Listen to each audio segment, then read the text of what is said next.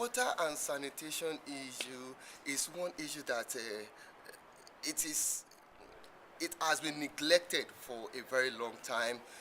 Yes, in journalism we have what we call beat, and our colleagues prefer to go to health beat, finance beat, political beat, because, well, somehow, quote and unquote, they believe these are lucrative beats. These are the beats that they will get popular, people will know them, they can get rich, and something like that. But the aspect of water and sanitation is neglected. That is why when you read newspaper on daily basis, you see politics, you see finance, you see health taking cover page. You won't see wash issue, you won't see water and sanitation. Il faut dire que, comme vous savez, dans nos pays, c'est pas des sujets qui font vendre en général dans les médias.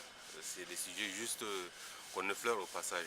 Et c'est pourquoi nous avons décidé depuis un certain temps, depuis pratiquement 5-6 mois, vous me direz peut-être c'est pas beaucoup, suite à un voyage que nous avons effectué à l'intérieur du pays, nous avons décidé de prendre le problème à bras le corps en décidant, en se forçant chaque fois que possible, une fois par semaine ou une fois toutes les 2 semaines, de consacrer un quart de page, parfois une page, sur les problèmes de l'eau et de l'assainissement au Niger. La plus grosse difficulté pour le Niger, c'est la distance. La distance et les moyens de déplacement. Parce que là où le problème se pose avec beaucoup d'acuité, c'est sur les îles et dans les zones nomades. Les zones nomades, par exemple, c'est à 1500 km de Niamey. C'est dans le désert.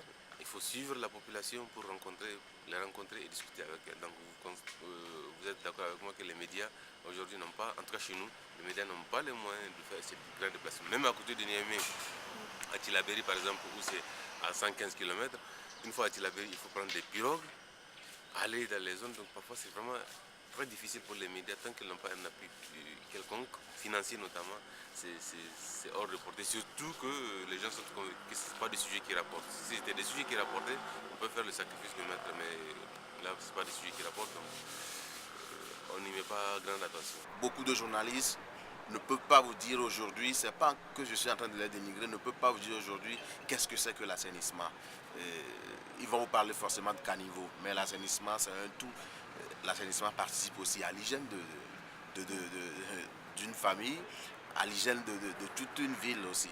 Donc voilà la situation en quelque sorte. Mais on essaie quelque part, nous les journalistes qui s'y intéressons à ce domaine de l'eau, l'hygiène et l'assainissement, on essaie quelque part de motiver certains journalistes et avec certains coups d'éclat, parfois ces journalistes savent que ce sont des sujets dont il faut en parler aussi. Il faut dire qu'avant l'avènement du réseau des journalistes pour la promotion de l'eau potable et l'assainissement, qui a été créé en 2006, avant ça, je peux dire que l'eau et l'assainissement avaient très peu de place dans l'espace médiatique du Mali. Parce que, bon, comme dans la plupart des pays africains, on s'occupe plutôt des problèmes de développement, de politique. Mais depuis que nous sommes venus en tant que journalistes spécialisés des questions d'eau et d'assainissement, il y a de plus en plus de place dans les médias publics et privés, non seulement dans la presse écrite, mais aussi dans la presse audiovisuelle. On en parle de plus en plus, mais ce n'est pas assez. Ce n'est pas assez, il faudra qu'on fasse encore des efforts pour qu'au moins on puisse jouer notre rôle d'information, de sensibilisation, d'influence des pouvoirs publics, des partenaires techniques et financiers aussi. Ce n'est pas encore assez.